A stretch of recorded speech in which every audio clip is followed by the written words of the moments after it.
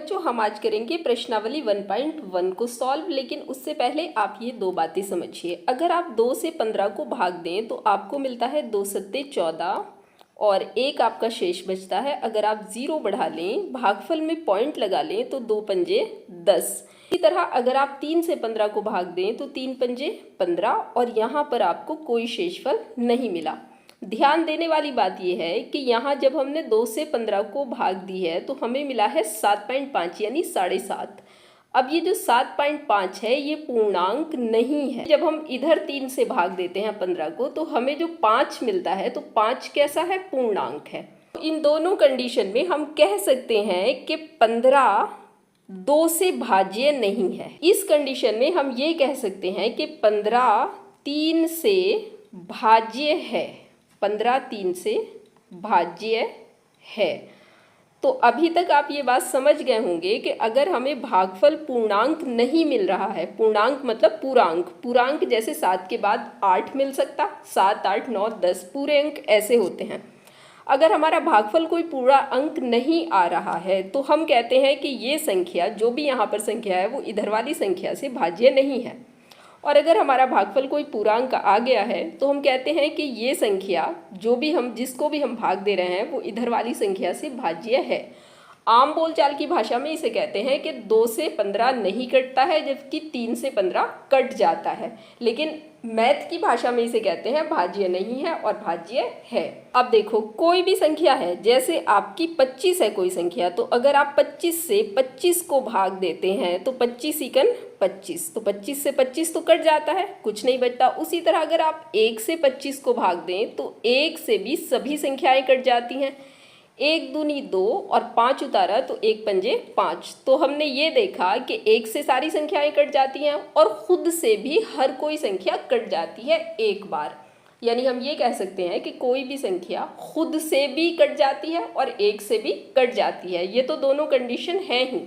अब ऐसी संख्याएं जो अपने और 1 के अलावा किसी और संख्या से नहीं कटती, जैसे 2 3 5 7, और बताएं आप 9 नहीं हो सकता ना, 9 तो 3 से कट जाती है, 11, उसके बाद आपकी 13 आती है, उसके बाद आपकी 17 आती है, 19 आती है। ये मैंने 20 तक की संख्याओं में से ऐसी संख्याएं लिख ली जो अपने अलावा किसी भी और संख्या से नहीं कटती हैं। इन संख्याओं को हम कहते हैं अभाज्य संख्या। क्योंकि ये भाज्य नहीं होती ना, तो इसलिए इनको क्या कहा जाता है, अभाज्य संख्याएं कहा जाता है, अभाज्य संख्याएं।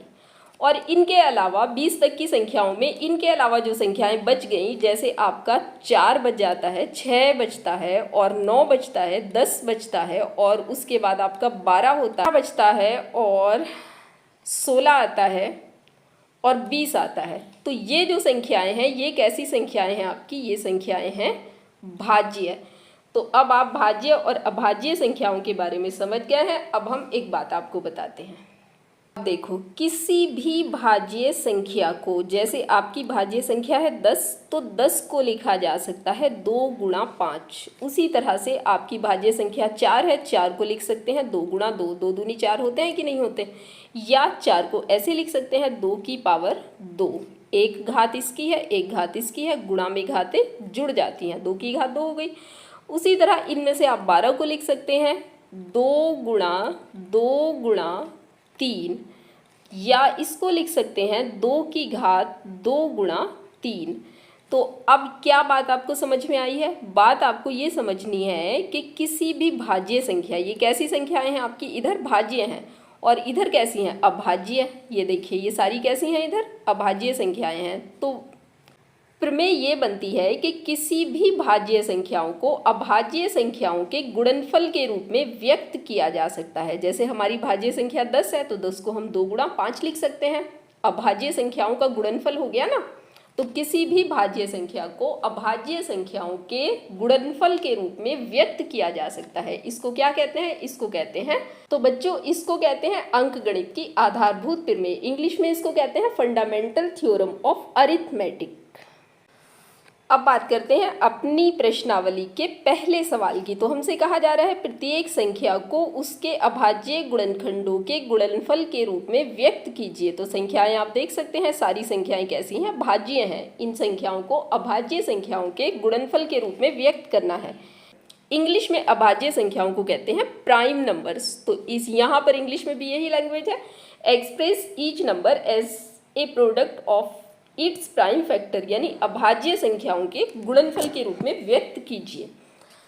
तो जैसे हमारा पहला सवाल है 140, 140 को हमने इधर लिखा और 140 को लिखने के बाद हम एक ऐसे लाइन खींचते हैं और लाइन खींचने के बाद देखें 140 में इकाई का अंक 0 है। अगर इकाई का अंक 2 से कट जाता है तो पूरी संख्या भी 2 से कट जाती है। तो हम ये कह सकते हैं कि ये संख्या 2 से कट जाएगी और 2 सत्ते 14, 2 0 0, 2 से हमने 140 को भाग दिया है तो 70 आ गया है हमारे पास। 2 से भाग देने का मतलब होता है आधा करना। अब फिर से देखिए कि इकाई का अंक 0 है तो हमें पता चला ये फिर से 2 से कट जाएगी, 2 से भाज्य है तो हमने इधर 2 लिखा। पहले आपने ये सोचना है कि ये संख्या जिससे भाज्य है उसी को इधर लिखना है। बच्चे क्या करते हैं, पहले इधर 2 लिख लेते हैं, बाद में सोचते हैं इधर कट रही है या नहीं कट रही। पहले आपने सोचना है फिर इधर लिखना है जिससे ये कट रही है। अब जब आप 2 से भाग करेंगे तो मैंने बताया आपको कि 2 से भाग करने का मतलब क्या है, आधा करना। तो 70 रुपये के आधे कितने हो गए, 35 रुपये हो गए। तो इसको 35 लिख सकते हैं आप। अब ये तो आपको सिंपली पता चल गया होगा कि ये 5 से कट जाएगी, 5 सत्ते 35, तो ये आ गया हमारे पास 5 सत्ते 35 और ये आया 7 एकन 7। तो इस तरह जो 140 कैसी संख्या थी, भाज्य संख्या थी, तो उसको बराबर हम लिख सकते हैं 2 गुणा 5 गुणा 7। अभाज्य संख्याओं के गुणनफल के रूप में लिख दिया हमने इसको। या हम इसको लिख सकते हैं, देखें नियम ये होता है कि गुणा में घातें जुड़ जाती हैं जब आधार समान हो। तो आधार इन दोनों के समान है, कोई घात नहीं है 1, कोई घात नहीं है 1, तो हम इन दोनों घातों को जोड़ के लिख देते हैं क्योंकि दोनों आधार 2 हैं। और ये 5 और 7 ये अकेले हैं, अलग अलग हैं, तो इनको हमें ऐसे ही लिखना है। तो और इस तरह हमने 140 को अभाज्य संख्याओं के गुणनफल के रूप में व्यक्त कर दिया है। आइए अब सेकंड क्वेश्चन करते हैं। हो चुका सेकंड में हमारे पास है 156। तो 156 को हमने इधर लिखा और अब देखें फिर से ये समझिए कि इकाई का अंक 6 है तो पूरी संख्या भी 2 से कट जाएगी, इसलिए मैंने यहाँ पर क्या लिखा, 2 लिखा।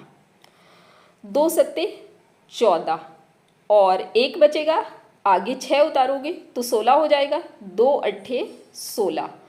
उसके बाद हमने फिर से ये देखा कि 78 में इकाई का अंक 8 है जो 2 से कट जाता है, तो इसलिए मैंने फिर से यहाँ 2 लिखा और अब की बार फिर से इसे 2 से भाग दे ली है। तो 2 तिया 6 और 2 नम 18। उसके बाद आप ये देखिए कि 2 के अलावा जो अभाज्य संख्या है 3 है 2 के आगे, तो 3 से ये कट जाएगा, 3 एकन 3, 3 तिया 9, तो मैंने इसलिए यहाँ पे 3 लिखा। 3 एकन 3, 3 तिया 9। और अब ये किससे कटेगा, अब ये 13 से कटेगा क्योंकि 13 खुद अभाज्य संख्या है, 13 एकन 13। इस तरह हमारे पास 156 बराबर आया, बताइए क्या आया, देखो 2 2 बार आया ना, तो इसको हम लिख सकते हैं 2 की घात 2, सीधे लिख सकते हैं इधर 3 और गुणा 13, बीच में निशान काहे के लगाने हैं आपने, गुणा के लगाने हैं। तो इस तरह हमारा 156 भी अभाज्य संख्याओं के गुणनफल के रूप में व्यक्त हो चुका है। आइए अब करते हैं तीसरा क्वेश्चन। तीसरा क्वेश्चन है 3825।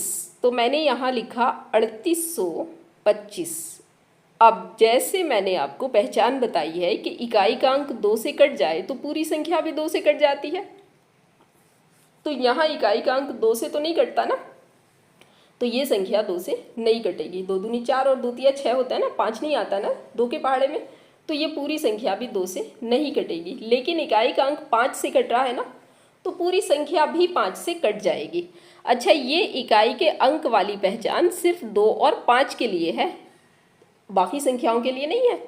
तो अब हम इसको 5 से काट लेते हैं, यानी 5 से भाग दे लेते हैं। तो बताइए 5 से भाग देने के लिए 38 में पहाड़ा पढ़ेंगे तो 5 सत्ते 35। अब 38 में से 35 घटाओगे तो आपका 3 बचेगा, आगे 2 उतार लोगे, 32 हो गया है, तो 5 छंग 30। अब 32 में से 30 घटाओगे तो 2 बचेगा, आगे 5 उतार लोगे तो 5 पंजे 25। देखें अब फिर से यही बात आ गई है कि इकाई का अंक फिर से 5 है, यानी ये संख्या अब की बार भी 5 से कट जाएगी। तो मैंने यहाँ 5 लिखा और उसके बाद 5 से इस 765 को भाग देंगे तो 5 एकन 5, आपके पास 2 बचेंगे, आगे 6 उतारोगे 26 हो जाएंगे, 5 पंजे 25 और 26 में से 25 घटाओगे तो 1 और आगे 5 उतारोगे 3, आगे 5 उतारोगे तो 15 और 5 तिया 15। तो इस तरह से ये अब आ गया है 153। अब बताइए 153 तो आपको दिख ही गया ना, 3 पंजे 15, 3 एकन 3, भाई 5 से तो नहीं कटेगा क्योंकि इकाई का अंक नहीं कट रहा है, लेकिन 3 से ये संख्या कट जाएगी। तो हम अब इसे 3 से काटेंगे, 3 पंजे 15 और 3 एकन 3। अब देखें 3 से कटने की एक पहचान क्या होती है, किस संख्या के अंकों को जोड़ लेते हैं। जैसे 5 और 1 6, 6 3 से कटता है, 3 दूनी 6, इसलिए पूरी संख्या भी 3 से कट जाएगी, यानी 51 फिर से 3 से कट जाएगा। तो हमने यहाँ फिर से 3 लिखा और 3 एकन 3 और 3 सत्ते 21, 2 बचेंगे ना, 5 में से 3 घटाओगे तो 2 बचेंगे और ये 21 हो जाएंगे, 3 सत्ते 21। और 17 कैसी संख्या है, अभाज्य संख्या है, तो 17 खुद 17 से कट जाएगी और ये हो जाएगा आपका 17 एकन 17। और इस तरह आप लिख सकते हैं 3825 बराबर 5 की घात 2, 5 2 बार आया, और 3 की घात 2 क्योंकि 3 भी 2 बार आया, और गुणा 17। और इस तरह से 3825 भी देखिए अभाज्य है सारी संख्याएं, अभाज्य संख्याओं के गुणनफल के रूप में व्यक्त हो चुका है। फोर्थ क्वेश्चन देखते हैं, 5005। तो देखो फोर्थ क्वेश्चन को हमने यहाँ नोट किया 5005।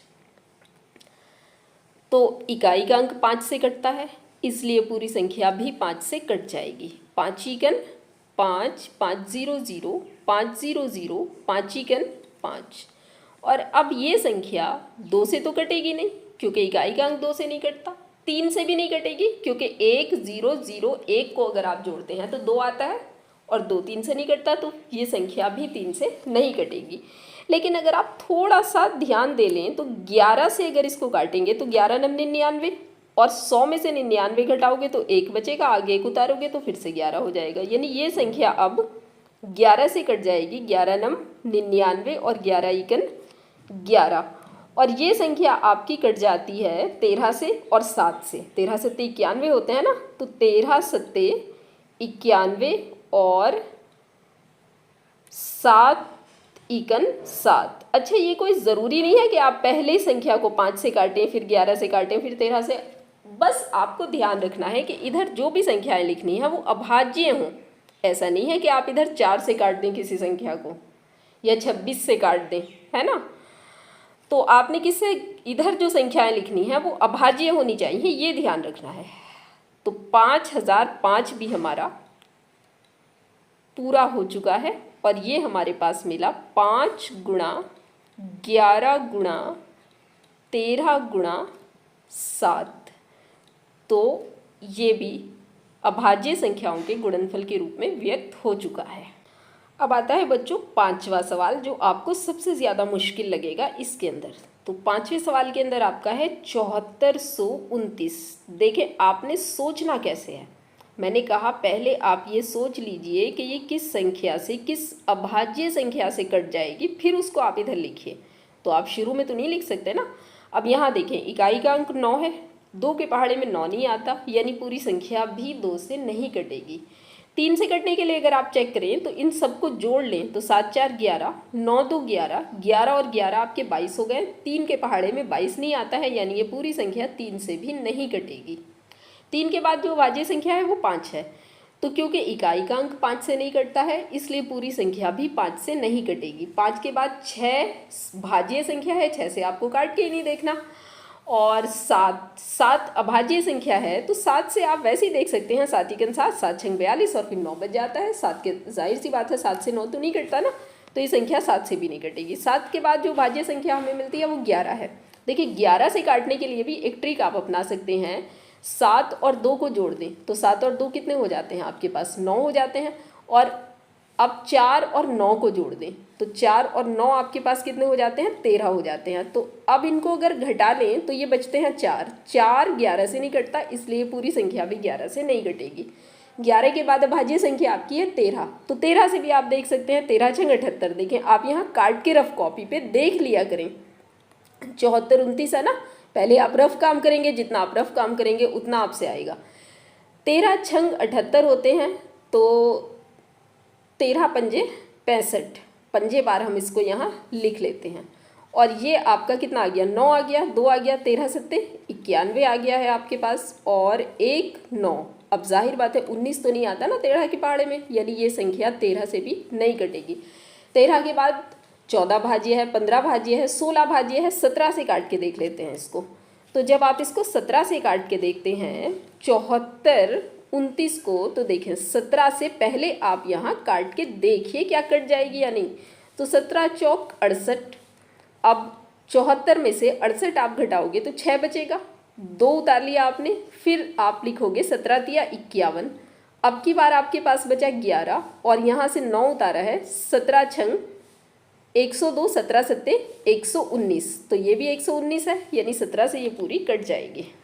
तो इसलिए यहाँ हम क्या लिखेंगे, 17 लिखेंगे। और काटने के बाद आपको 437 मिला है, तो यहाँ लिख लेते हैं 437। अब देखें 437 किस से कट जाएगी, 437 आपकी जाहिर बात है अगर ये संख्या 17 से नीचे की अभाज्य संख्याओं से नहीं कटी है तो ये भी 17 से नीचे की अभाज्य संख्याओं से नहीं कटेगी। तो आपको 17 से ऊपर की अभाज्य संख्याओं से काट के देखना है, जैसे 19 से काट के देख लीजिए इसको।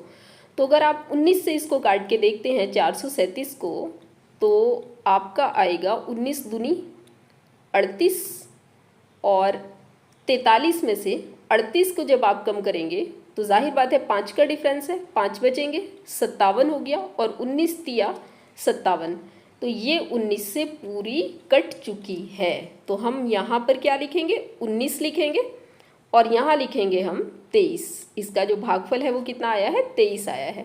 अब 23 खुद में कैसी संख्या है, अभाज्य संख्या है, तो 23 से ही कट जाएगी एक बार, यानी हम कह सकते हैं कि 7429 के जो अभाज्य गुणनखंड आए हैं वो आए हैं 17, 19, 23। तो इस तरह हमारा पहले सवाल के सभी पार्ट हमारे पूरे हो गए हैं।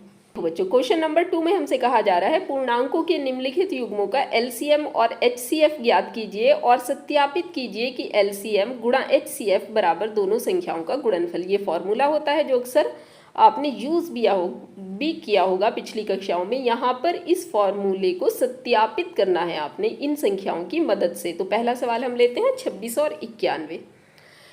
पहले सवाल के अंदर हमारे पास है 26 और 91। तो सबसे पहले जो काम आपने करना है वो ये करना है कि इनके टुकड़े कर लेने हैं, यानी इनके अभाज्य गुणनखंड करने हैं। जैसे 26 हमारे पास है तो 26 के अभाज्य गुणनखंड कैसे करेंगे, 2 से कट जाएगा 26, काटोगे तो 13 आ जाएगा आपके पास, और ये आपका आया 13 इकन 13, यानी आप 26 को लिख सकते हैं 2 गुणा 13। ठीक हो गया। और उसी तरह से 91 को आप लिख सकते हैं, 13 सत्ते 91 होते हैं ना, तो 7 गुणा 13 लिख सकते हैं या 13 गुणा 7। गुणा में कोई फर्क नहीं पड़ता, आप इसे पहले लिख दें या इसे पहले लिख दें। अब देखें HCF कितना निकल के आया आपका, HCF जो आपका निकल के आया है वो निकल के आया है 13। तो HCF तो आपका 13 हो गया। LCM को आप ध्यान से देखिए, LCM में आपने क्या करना है, सबसे पहले जो कॉमन वाला हिस्सा आ रहा है उस कॉमन वाले अभाज्य संख्या को लिख लीजिए। वो 13 है, 2 बार नहीं लिखना आपने, एक ही बार लिखना है ना। अब इधर से क्या बच गया आपका, 2 बच गया है, तो गुणा लगा के आप 2 लिखिए, और इधर से आपका फिर 7 बच गया है तो गुणा लगा के आप 7 लिखिए, यानी एलसीएम में कोई भी टुकड़ा छोड़ा नहीं जाएगा। आगे सवाल आएंगे तो आगे आपको एक्सप्लेनेशन में क्लियर हो जाएगा, ये जरा छोटा सा सवाल है। तो अभी इसको हम गुणा कर लेते हैं, तो 13 दूनी 26, और 26 की गुणा 7 से इधर कर लेते हैं हम। 26 की 7 से गुणा करते हैं तो 7 छंग 42 का 2, हासिल लगे 4, 7 दूनी 14 और 4 18। तो हमारा जो एलसीएम आया है वो आया है 182। अब देखो हमें सिद्ध क्या करना है, LCM गुणा HCF बराबर संख्याओं का गुणनफल। तो यहाँ हम इसको लिखते हैं जो हमें सूत्र दिया गया है, LCM गुणा HCF बराबर संख्याओं का गुणनफल, संख्याओं का गुणनफल। अब इसके अंदर हम मान डाल देते हैं और ये मान डाल देते हैं। LCM की जगह हमने कितना डालना है, 182 डालना है, और HCF की जगह कितना डालना है आपने, 13 डालना है, और बराबर ये है HCF। देखें ये वाला जो है ये HCF है, और नीचे वाला जो आपका आया था वो LCM है, ये वाला 182। तो ये हमने LCM और HCF के मान डाल दिए। संख्याएं हमारे पास हैं 26 और 91, तो बराबर में हम डालते हैं 26 गुणा 91।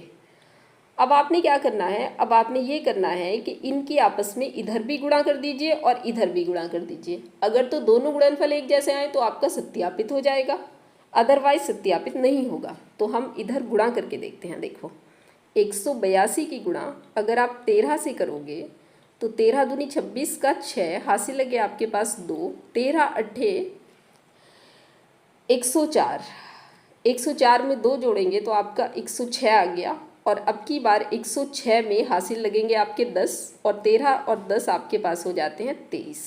यानी इसका जो गुणनफल आपको मिला है वो मिला है 2366।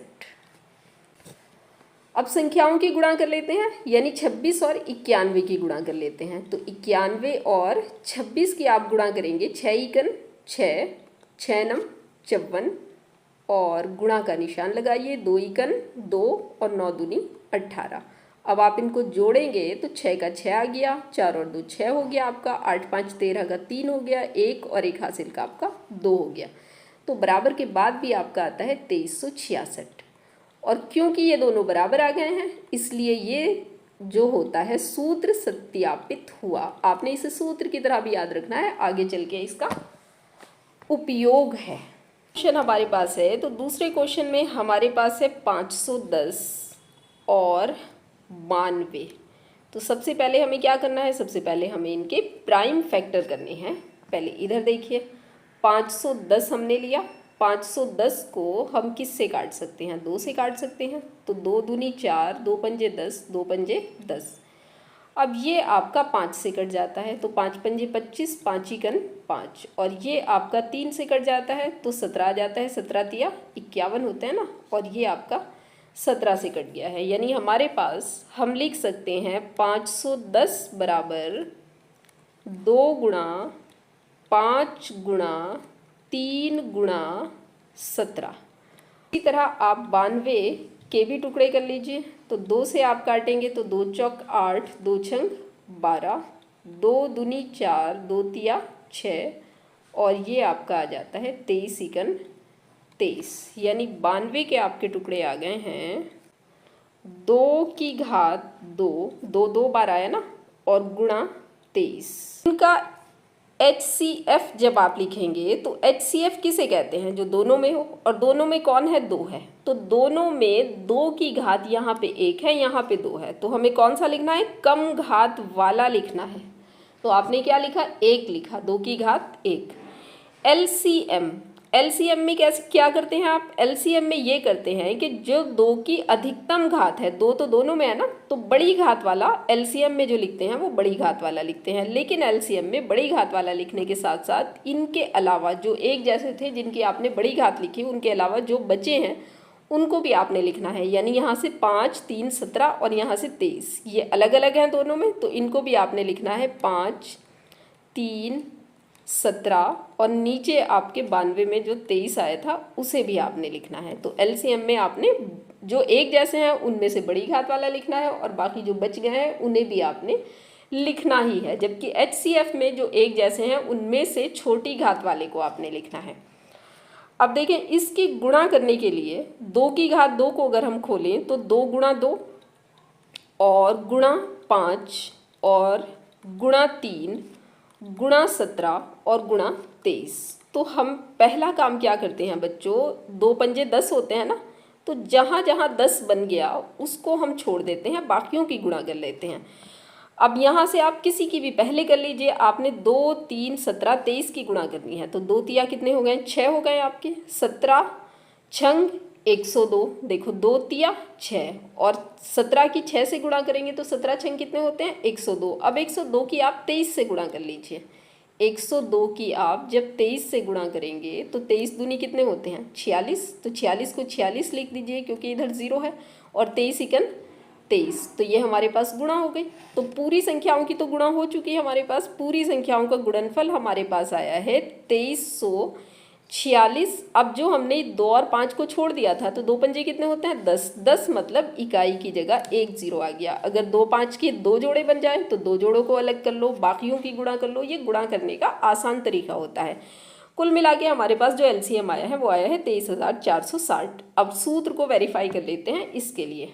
क्या है सूत्र हमारे पास है LCM गुणा HCF बराबर संख्याओं का गुणनफल। यही सत्यापित कराया जा रहा है ना आपसे, संख्याओं का गुणनफल। तो इसमें मान डाल के जैसे हमने पिछले सवाल में चेक किया था वैसे ही हम इसमें भी चेक कर लेते हैं। तो LCM कितना है आपका, LCM है 23,460 और HCF कितना है आपके पास 2 है, और संख्याएं कौन कौन है आपके पास 510 और 92, 510 और 92 92। तो देखें इसकी 2 से गुणा करने के लिए तो हमें रफ की ज़रूरत नहीं ना, ऐसे ही गुणा कर लेते हैं 2 0 0, 2 छंग 12 और 2 चौक 8 और 1 हासिल का 9, 2 तिया 6, 2 दूनी 4, 2 से गुणा तो हो गई है। इधर हमें क्या करना चाहिए, देखिए 51 से 52 की कर लेते हैं और 0 हमने पहले ही लगा लिया, तो हम बस 51 और 92 की गुणा करेंगे। तो हमने 92 लिखा और हमने 51 लिखा, इनकी हम गुणा कर लेते हैं। तो 1 दूनी 2 और 1 नम 9 और 5 दूनी 10, 5 नम 45 और 1 46। इनको जब हम जोड़ेंगे तो 2 9 और 46, तो 4692 आ गया।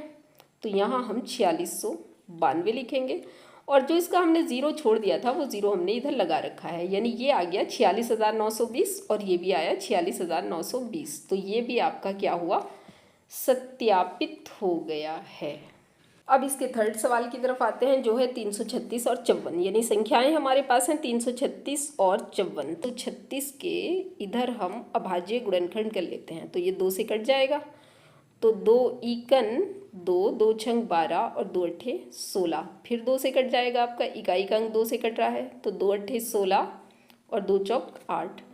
उसके बाद ये फिर 2 से कट जाता है आपका, तो 2 चौक 8 और 2 दूनी 4, ये फिर 2 से कट जाएगा आपका, तो 2 से काटेंगे 21। आपको बताया ना 2 से काटने का मतलब आधा करना, 42 का आधा कितना होता है 21। अब ये 3 से कट जाएगा, 3 सत्ते 21, और अब ये 7 से ही कटेगा, 7 ही कन 7। तो आप बताएं 2 की घात कितनी बनेगी, 1 2 3 4, तो 2 की घात तो आपकी बन गई है 4, और गुणा का निशान लगा के आपने 3 को 3 लिखना है, 3 एक ही बार आया है, 7 एक ही बार आया है, तो ये इसके तो हो गए अभाज्य गुणनखंड। अब 54 के अभाज्य गुणनखंड कर लेते हैं। तो 54 होता है, देखें 54 इधर लिखिए, और 54 में आप इसे 2 से अगर काट दें तो ये बनता है आपका 2 दूनी 4, 2 सत्ते 14। 3 से अगर आप इसको काट दें तो 3 नम 27 और 3 तिया 9 और 3 ही गन 3, 3 से 3 ही बार कट, 3 से एक बार कट जाएगा ना। अब इसमें हमें मिला है 2 की घात तो एक ही है और 3 की घात 3 हो गई, यानी इसको हम लिखेंगे 2 गुणा, एक घात को लगाने की ज़रूरत नहीं होती, 3 की घात 3। ये समझिए इसका HCF और LCM कैसे लिखना है, देखें फिर से समझिए। HCF मतलब जो दोनों में हो, अब दोनों में आपका 2 है, दोनों में 3 भी है, लेकिन HCF में आपने जो दोनों में है उसकी कम घात लिखनी है, कम घात वाला तो 1 है ना, तो आपका बनेगा 2। और उसी तरह से 3 की यहाँ पर कितनी घात है 1, तो 3 दोनों में है, लेकिन कम घात वाला कौन सा है ये वाला, तो गुणा का निशान लगा के आपने 3 लिखना है, और ये आपके पास आ गया है 6, HCF 6 हो गया है। LCM समझिए कैसे लिखते हैं, देखिए LCM में आपने ये करना है कि जो एक जैसा है उसकी बड़ी वाली घात को आपने यहाँ नोट कर लेना है, यानी 2 की घात 4, ध्यान रहे LCM मतलब बड़ी घात, HCF मतलब छोटी घात। अब 3 में भी आपने यही करना है, ये 3 की घात 3 है, ये 1 घात है, तो गुणा लगा के आपने बड़ी वाली घात यानी 3 की घात 3 को लिखना है। अब आप 2 और 3 तो कॉमन थे ना दोनों में, तो इनके अलावा जो बच गया वो 7 बच गया, तो जो बच गया है उसको भी आपने यहाँ लिख लेना है। दरअसल हुआ ये है कि क्योंकि इसमें 7 नहीं है तो हम यहाँ ये समझ सकते हैं कि 7 की पावर 0 और 7 की पावर 1, तो कौन बड़ा है, 7 की पावर 1 बड़ा है ना, तो हम इसलिए 7 की पावर 1 यानी 7 को लिख लेते हैं। अब हम इनकी गुणा कर लेते हैं, तो जब हम इनकी गुणा करेंगे तो 2 की पावर 4 का मतलब है 2 को 4 जगह लिख के गुणा करना। तो जब आप 2 को 4 जगह लिख के गुणा करेंगे, 2 गुणा 2 गुणा 2 गुणा 2, तो ये कितने हो जाएंगे आपके, 2 दूनी 4 दूनी 8 दूनी 16, तो ये आपके 16 हो गए। उसी तरह 3 को 3 जगह लिख के जब आप गुणा करते हैं, 3 गुणा 3 गुणा 3, तो 3 तिया 9, 9 तिया 27, तो ये आपके पास हो गए 27 और ये है आपके पास 7। अब आपने 16, 27, 7 इन तीनों की गुणा करनी है, तो पहले कर लेते हैं 27 और 7 की गुणा। तो देखिए किसी की भी आप पहले कर लें, गुणा में फ़र्क नहीं पड़ता, गुणा जो होता है ना क्रम विनिमय होता है। 7 सत्ते 49 का 9, हासिल लगे 4, 7 दूनी 14 और 4 आपके पास हो गए हैं 18। अब इसकी गुणा 16 से कर लेते हैं, तो इसके नीचे लिखते हैं 16 और 6 नम 54 का 4, हासिल लगे 5 और 6 अट्ठे 48, 48 में आप 5 जोड़ेंगे 53 का 3, फिर से हासिल आपके 5 हो गए और 6 इकन 6, 6 में आप 5 जोड़ेंगे तो ये हो जाते हैं 11 और 1 से गुणा करने का मतलब यही आ जाएगा 189, तो 1 8 9 और 4 इकन 4 के नीचे कुछ नहीं है तो 4 का 4 आ गया, 9 और 3 आपके पास 12 का 2 आ गया, 8 और 1 9 और 1 हासिल का 10 और 10 का 0, 1 हासिल लग गया, 1 और 1 2 और 1 हासिल का 3। तो इस तरह जो हमारा LCM आया है वो LCM आया है 3024। LCM हमें यहाँ मिला है, ये LCM है और ये HCF है। यहाँ हमने फिर से वही फॉर्मूला लिख लिया है, LCM गुणा HCF बराबर संख्याओं का गुणनफल। तो LCM कितना आया है हमारे पास 3024, मान हमने डाल दिया 3024 और HCF हमारे पास आया है 6 और संख्याएं हमारे पास क्या थी 336 और 54, 336 और 54। अब हम इनकी गुणा करके देख लेते हैं LHS की और RHS की। तो देखें 6 से तो हम डायरेक्ट गुणा कर लेते हैं, 6 चौक 24 का 4, हासिल लगे 2, 6 दूनी 12, 12 दो 14, 14 का 14 ही लिख सकते हैं क्योंकि इधर आपका 0 है और 6 तिया 18, तो ये आपके आ गए 18,144। इधर हमारे पास क्योंकि दोहरी गुणा है तो इसलिए इसे हमें रफ करके देखना चाहिए। तो 336 को 54 से जब आप गुणा करेंगे तो ये आएगा 4 छंग 24 का 4, हासिल लगे 2, 4 तिया 12 और 2 14 और 4 तिया 12 और 1 13। 5 से जब आप गुणा करते हैं तो 5 छंग 30 का 0 और हासिल 3, 5 तिया 15, 15 3 आपके पास हो गए 18 और 5 तिया 15 और 1 16। अब जब आप इनको जोड़ते हैं तो ये 4 आता है, ये भी 4 आता है और 8 3 11 का 1 आता है, 6 और 1 7 और 1 हासिल का 8 और 1 का 1, तो ये भी कितना आ गया आपका 18,144 आ गया। तो ये वाला सवाल भी आपका सत्यापित हो गया और इसी के साथ साथ सभी क्वेश्चन कंप्लीट भी हो गए हैं, यानी दूसरे वाले क्वेश्चन के सभी पार्ट कंप्लीट हुए। देखिए तीसरे क्वेश्चन में हमसे ये कहा जा रहा है अभाज्य गुणनखंड विधि का प्रयोग करके निम्नलिखित पूर्णांकों का LCM और HCF ज्ञात कीजिए। तो पहला सवाल है हमारे पास 12 15 21। अब 3 संख्याएं आपको दी गई हैं, तो हमने पहला सवाल करने के लिए 12 को हम क्या कर रहे हैं, हम पहला सवाल कर रहे हैं। 12 को हम लिख सकते हैं 2 की घात 2 गुणा 3। अब तक तो आपको पता चल गया होगा ना 12 के अभाज्य गुणनखंड ये होंगे। और उसी तरह से 15 को हम लिख सकते हैं, देखो 15 में आता है 3 गुणा 5, तो हम क्या करेंगे 3 के नीचे 3 लिखेंगे, 2 का हमने स्पेस छोड़ दिया, आगे हमने 5 लिखा। और उसके बाद 21 है आपका, तो 21 में आता है 7 गुणा 3, तो हम 3 के नीचे 3 लिख लेते हैं और क्योंकि 7 ना तो यहाँ है ना यहाँ 2 के नीचे लिखिए, आप 7 को आगे ले जाके लिखिए। ये मैंने इसलिए ऐसे लिखा ताकि आप समझ पाएँ कि LCM किस तरह से लेते हैं और HCF किस तरह से लेते हैं, आपके लिए आसान हो जाए। अब देखें इस वाली लाइन के अंदर आपके पास 2 नहीं है तो आप एज्यूम कर सकते हैं 2 की पावर 0 है। उस तरह यहाँ पे भी 2 नहीं है, इसमें भी, तो आप यहाँ पर भी एज्यूम कर सकते हैं 2 की पावर 0 है। 2 की पावर 0 होने का मतलब क्या होता है? 1, और 1 से किसी संख्या की गुणा की जाए तो कोई फर्क नहीं पड़ता। बिल्कुल उसी तरह, क्योंकि यहाँ 5 नहीं है, ऊपर वाली लाइन में 5 है, तो आप लिख सकते हैं, सोच सकते हैं 5 की पावर 0, और यहाँ पे भी आप सोच सकते हैं 5 की पावर 0। बिल्कुल उसी तरह आप यहाँ पे भी 7 यहाँ नहीं है तो 7 की पावर 0 और 7 की पावर 0। अब क्या बताया मैंने आपको, देखें, जब आप LCM ज्ञात कर रहे हैं, है ना, LCM, तो LCM में क्या करना है आपको? जो भी एक जैसे गुणनखंड हैं, एक जैसी अभाज्य संख्याएं हैं, उनमें से अधिकतम घात वाला, यानी आप क्या लिखेंगे? 2 की पावर 2 लिखेंगे, तो ये अधिकतम घात वाला लिख लिया। अब 3 भी एक जैसा है, लेकिन 3 सभी 3 की घात 1 ही है, तो अधिकतम घात भी 1 ही हुई, तो इसलिए आप क्या लिखेंगे? 3 ही लिखेंगे, एक घात को लगाने की ज़रूरत होती नहीं है। और गुणा का निशान लगाएं। अब 5 की देखें, यहाँ पे घात 0 0 1, तो अधिकतम घात कौन सी वाली है? 1 है, यानी 5 की घात 1, 1 को लगाने की ज़रूरत नहीं है। बिल्कुल उसी तरह 7 की अधिकतम घात ये वाली है 1, जहाँ कोई घात नहीं लगी होती वहाँ हम क्या समझते हैं? एक घात समझते हैं, तो उसी तरह हमारे पास 7 आ गया। देखो फिर से समझ लीजिए, LCM मतलब एक जैसे गुणनखंड की अधिकतम घात, जिसमें वो गुणनखंड नहीं था उसमें हमने उसकी घात 0 सोच लिया है ना। उसी तरह हमने 3 को लिख लिया है, ये तीनों में एक जैसा है, ये भी हमने अधिकतम घात वाला लिख लिया और ये भी अधिकतम घात वाला लिख लिया।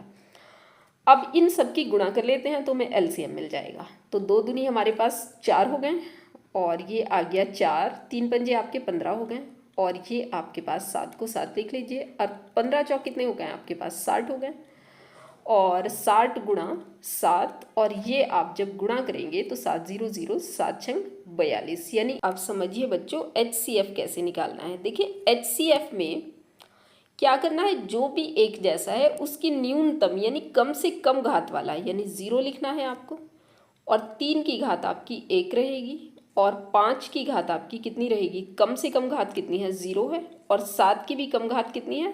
0 है।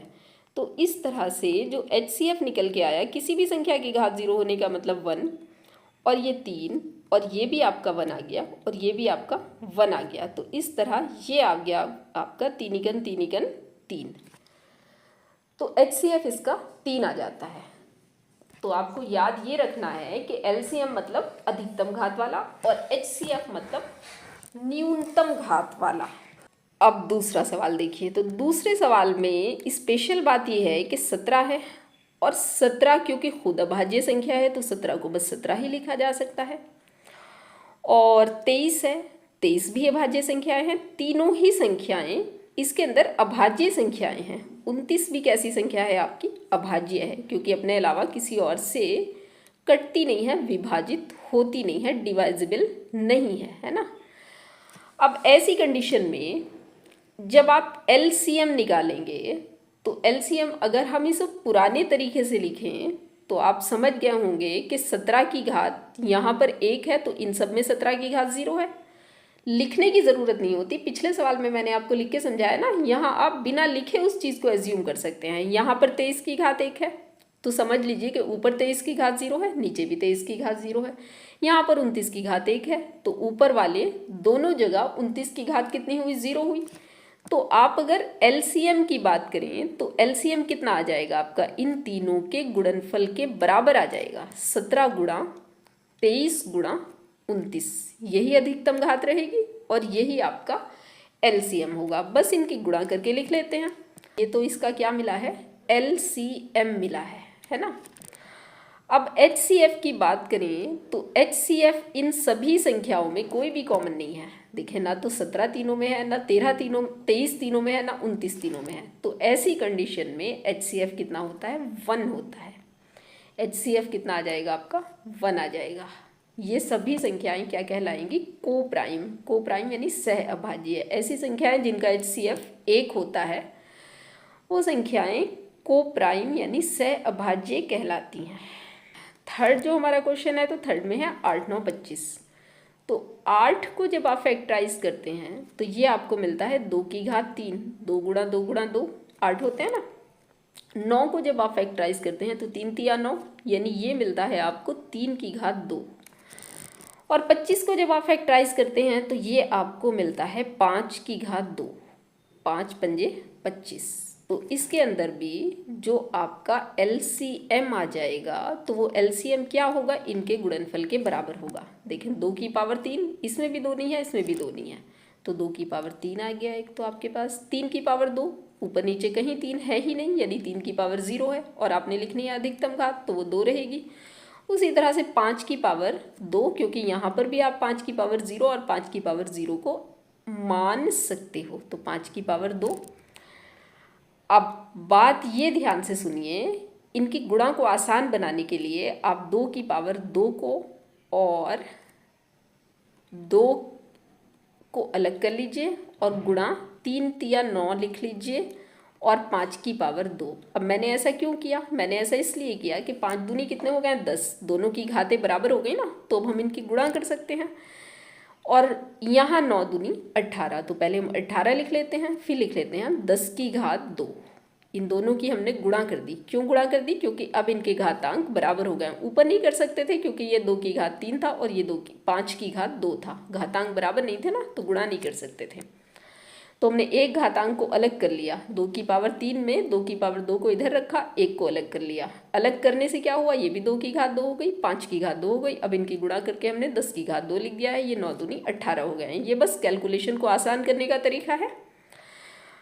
वैसे आप गुणा यूजुअली भी करेंगे तो इसका आंसर वही आएगा जैसे आप नॉर्मली करते हैं। अब 10 दहाई कितने होते हैं आपके 100, 10 की पावर 2 का मतलब क्या हुआ, एक के आगे 100 2 0, और 18 की 100 से गुणा करेंगे तो किसी भी संख्या की 100 से गुणा करते हैं तो उसके साथ 2 0 लग जाते हैं दाहिनी तरफ। तो ये आपका क्या आ गया, LCM आ गया है 1800। HCF की अगर हम बात करें तो देखो HCF में फिर से वही बात है, इन संख्याओं में कोई भी कॉमन संख्या नहीं है, यानी 2 अगर इस जगह है तो नीचे वाली 2 संख्याओं में 2 नहीं है, 3 अगर यहाँ है तो ऊपर और नीचे यहाँ पे 3 नहीं है, 5 अगर इसमें है तो इन दोनों के पास 5 नहीं है। तो इस कंडीशन में जो HCF होता है वो कितना होता है, 1 होता है। और फिर से वही बात, जिन संख्याओं का HCF 1 होता है उनको कहते हैं सह अभाज्य। इसका बड़ा यूज है अगली एक्सरसाइज के अंदर, इसलिए आप इसको ध्यान से समझते चलिए। जिन संख्याओं का HCF 1 होता है उनको क्या कहते हैं, सह अभाज्य। तो ज़रूरी नहीं है कि ये संख्याएं अभाज्य हों सह अभाज्य होने के लिए। सह अभाज्य होने की शर्त ये है कि इनका HCF कितना हो, 1 हो। तो इसका HCF भी कितना आ गया है, 1 आ गया है। और इस तरह ये सवाल हमारा कंप्लीट होता है। 4th क्वेश्चन में हमसे कहा गया है, दिया गया है कि HCF 306 657, यानी ये संख्याएं हैं 306 और 657, इनका HCF 9 है। LCM ज्ञात करना है। तो हमारे पास जो सूत्र है HCF गुणा LCM, अभी अभी इस सूत्र को हमने प्रूफ किया ना सेकंड क्वेश्चन के अंदर, HCF गुणा LCM बराबर संख्याओं का गुणनफल, वो इसके अंदर हम लगा देंगे। तो किसी भी सूत्र में जितनी चीज़ें होती हैं उनमें से एक कम के करके इन्फॉर्मेशन अगर हमारे पास है तो हम जो बच गई है उस इन्फॉर्मेशन को निकाल सकते हैं। जैसे इसमें कितनी संख्याएं हैं, 2 संख्याएं हैं, तो संख्याओं का गुणनफल यानी 2 संख्याएं इधर हैं 2 संख्याएं इधर हैं, 4 चीज़ें हैं आपके पास, 4 में से कोई सी 3 अगर आपको दी हैं तो आप चौथी निकाल सकते हैं। आप देखें क्या दिया है, ये मिला है आपको, HCF मिल गया है, 9 है, LCM ये आपसे पूछा जा रहा है, ये नहीं है आपके पास। और संख्याओं का गुणनफल मतलब संख्याएं तो 306 और 657 है, तो ये तो दोनों है आपके पास, यानी एक चीज़ LCM आपके पास नहीं है। तो आप क्या करें, HCF की जगह आप डाल लीजिए कितना, 9, और LCM को आप LCM ही लिखिए, और जहाँ पर लिखा है संख्याओं का गुणनफल वहाँ पे आपने संख्याएं लिखनी है 306 गुणा 657। ये तो आपने सूत्र के अंदर मान डाल लिया। अब आप क्या करें, एक ऑप्शन ये है कि आप इसकी से गुणा कर लें, फिर 9 को इसके भाग में ले जाएं, लेकिन लंबी कैलकुलेशन करने से क्या फ़ायदा, आसान कैलकुलेशन कीजिए। जो चीज़ LCM के गुणा में है, LCM के गुणा में कौन है, 9 है, तो बराबर के निशान के बाद अगर आप उसको लेके जाएंगे तो बाद वाले की भाग में चला जाएगा, यानी 306 गुणा 657। अब मुझे बताओ कि LCM क्या होता है, सॉरी HCF क्या होता है, जो दोनों संख्याओं को काट दे। तो ये 9 तो इसके भाग में गया ना, तो 9 इनका क्या था, HCF था, इसका मतलब है 9 इसको भी काटता है, इसको भी काटता है, तो आप इनमें से किसी एक को कट कर दीजिए। तो अगर हम इसको कट करेंगे तो 9 सत्ते 63, ये सत्ते बार जाएगा और कितने बचेंगे आपके पास, 2 बचेंगे, 27 हो जाएंगे और 9 तिया 27। तो जब आप 9 से 657 को कट करेंगे तो ये 73 आ जाएगा। अब आप 73 और 306 की गुणा कर लेंगे तो आपको LCM मिल जाएगा, यानी 306 गुणा 73। तो इनकी आप गुणा करके लिख लेना, ये आपका होमवर्क है, गुणा आप खुद ही कर लेंगे, ठीक है ना। यहाँ पर जो भी आपका डैश डैश आप खुद गुणा करके लिख लीजिए और बताइए, और आंसर को आंसर शीट से चेक कर लीजिए। हम बढ़ जाते हैं अगले सवाल की तरफ। अगला सवाल है हमारे पास कुछ अलग, कुछ स्पेशल।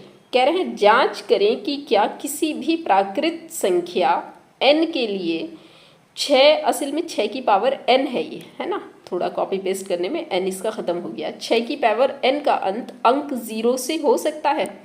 तो देखें यहाँ हमें दिया है 6 की पावर n।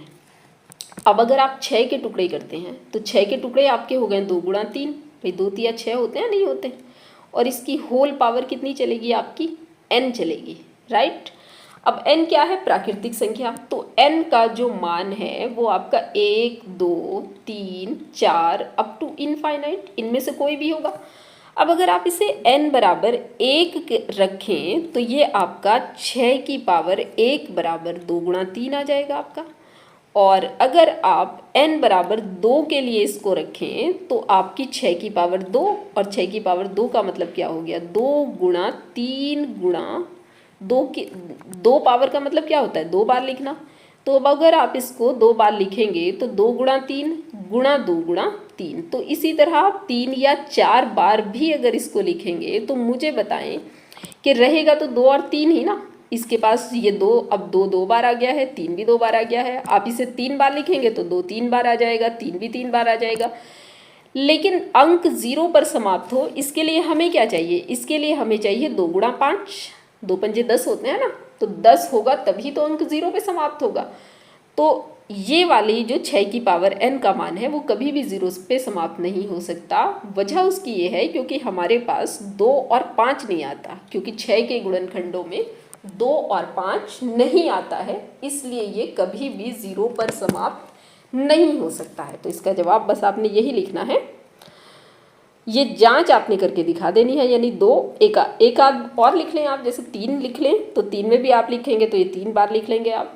तो बस यही आप करके लिख दें। तो इसके बाद आपने ये लिखना है, क्योंकि हमें कितनी भी बार लिखने पर 2 और 5 नहीं मिलता है, इसलिए 6 की पावर n कभी भी 0 पर समाप्त नहीं हो सकता। तो इसका जवाब आपने बस लिखना है नहीं, क्योंकि 2 गुणा 5 तो आ ही नहीं सकता ना इसके अंदर। अगले सवाल में हमसे कहा जा रहा है समझाइए कि 7 गुणा 11 गुणा 13 प्लस 13 और 7 गुणा 6 गुणा 5 गुणा 4 गुणा 3 गुणा 2 गुणा 1 प्लस 5 भाज्य संख्याएं हैं। क्यों भाज्य संख्याएं हैं ये समझाना है। तो देखें, एक को उठाते हैं, यहाँ से हम पहली वाली को 2 बार चेक करना है, 2 अलग अलग संख्याएं हैं। 7 गुणा 11 गुणा 13, ठीक है, और प्लस 13। देखिए समझने वाली बात ये है कि यहाँ से यहाँ तक बीच में कोई प्लस या माइनस का निशान नहीं है, तो ये एक ही पद है। जैसे ही प्लस का निशान लगा तो दूसरा पद शुरू हो गया। अब जब 2 या 2 से अधिक पद होते हैं तो उनमें से जो एक जैसी संख्या है उसको कॉमन लिया जा सकता है। तो आप क्या करें, इसमें से 13 को कॉमन ले लें। अब कॉमन लेने का मतलब ये है कि आप 13 से इसको भाग देंगे और इसको भाग देंगे, जो बचेगा वो यहाँ लिख देंगे। तो जब आप 13 से इसको भाग देंगे तो 13 एकन 13, इस 13 की जगह 1 बच जाएगा। 7 और 11 तो वैसे ही रहेंगे आपके, एक ही पद है ना आपका। तो ये आ जाएगा आपका 7 गुणा 11 गुणा, अब 13 आपने कॉमन लिया हुआ है तो इसकी जगह आ गया है आपका 1, और प्लस लगाएं। यहाँ पर तो था ही 13 इस वाले पद में, तो 13 में से 13 बाहर ले लिया तो 13 एकन 13। कॉमन लेने का मतलब होता है जिसको कॉमन ले रखा है उससे भाग दे दीजिए। अब हम आगे इसको सॉल्व करेंगे तो 13 को 13 लिखते हैं। अब ये हो गए आपके 11 सत्ते 77 और 77 एकन 77 और प्लस 1। अब 77 में 1 जोड़ेंगे तो 78। अब देखो 13 और इस ब्रैकेट के बीच कोई निशान नहीं है, तो अब हम गुणा का निशान लगा लेंगे और 77 और 1 कितने हो गए हैं 78। तो यहीं पर प्रूफ हो गया है कि ये भाज्य संख्याएं है। देखिए क्यों ये भाज्य संख्या है। अगर कोई ये अभाज्य संख्या होती तो बताइए इसको हम तोड़ सकते हैं? नहीं तोड़ सकते। तो ये संख्या तो खुद ही अपने आप में टूट चुकी ना, और भी इसको तोड़ा जा सकता है। यहीं तक भी ये सिद्ध हो गया कि ये भाज्य संख्या है, क्योंकि ये दो संख्याओं के गुणनफल के रूप में आ गई है। तो ये संख्या कैसी संख्या है? भाज्य है। इसी का दूसरा देखते हैं। देखिए दूसरे में हमारे पास है 7 गुणा 6 गुणा 5 गुणा 4 गुणा 3 गुणा 2 और गुणा 1। अब ध्यान देने वाली बात है, अभी तक गुणा चल रहा है, अब प्लस शुरू हुआ है, अब दूसरा पद शुरू हो गया ये आपका, है ना। और प्लस के बाद क्या है? 5 है। यहाँ देखिए +5। तो 7 से 1 तक एक ही पद है। अब 5 इसमें भी है और 5 इसमें भी है, यानी इन दोनों पदों में से 5 को कॉमन लिया जा सकता है। तो आप क्या लिखेंगे? 7 गुणा 6 गुणा 5 की जगह कितना आ गया आपका? 1 आ गया, गुणा 4 गुणा 3 गुणा 2 गुणा 1 और प्लस 5 ही कन 5, यहाँ भी कितना आ गया? 1 आ गया। यहीं पर भी ये बात वैसे प्रूफ हो चुकी है कि ये भाज्य संख्या है, लेकिन आप और आगे कैलकुलेट कर देंगे तो और ज़्यादा सही हो जाएगा। वैसे जैसे ही कॉमन आया है तो ये टूट गई, और टूट गई तो समझो ये संख्या कैसी है? भाज्य है। यहीं पर प्रूफ हो गई। बाकी आप इसे गुणा के रूप में दिखा सकते हैं। तो जब आप इसकी गुणा करेंगे तो हमें क्या मिलने वाला है? 7 छंग 42 और 4 तिया 12, 12 दूनी 24। तो 24 और 42 की हम गुणा कर लेते हैं। 24 और 42 की हमने गुणा करनी है। तो गुणा जब हम करते हैं तो 4 दूनी 8, 4 चौक 16 और 2 दूनी 4 और 2 चौक 8। अब हम इनको जोड़ते हैं तो 8 आ जाता है। 6 और 4 10 का 0, 8 और 1 9 और 1 हासिल का 10। तो ये कितना आ गया आपके पास? 1008 आ गया है। अब 5 और 1008 के बीच कोई निशान नहीं है, तो आप कहीं का निशान लगाएं? गुणा का निशान लगाएं। ये और क्लियर हो गया क्योंकि ये टूट गई है। तो ये कैसी संख्या है आपकी? भाज्य संख्या है। आपसे यही कहा जा रहा है ना, क्यों भाज्य है? क्योंकि ये दो संख्याओं के गुणनफल के रूप में टूट गई है। भाई अभाज्य होती तो टूटती नहीं ना। अभाज्य का मतलब क्या है? जो टूट ना सके, जो भाज्य ना हो सके। अब इस एक्सरसाइज का लास्ट क्वेश्चन हमारे पास ये आता है। देखें, एक खेल के मैदान के चारों ओर एक गोलाकार रास्ता है। सोनिया को मैदान का एक चक्कर लगाने में 18 मिनट लगते हैं, जबकि रवि को 12 मिनट लगते हैं। मान लीजिए कि वे दोनों एक ही बिंदु से चलना शुरू करते हैं और एक ही दिशा में आगे जाते हैं। कितने मिनट बाद वे फिर से शुरुआती बिंदु पर मिलेंगे?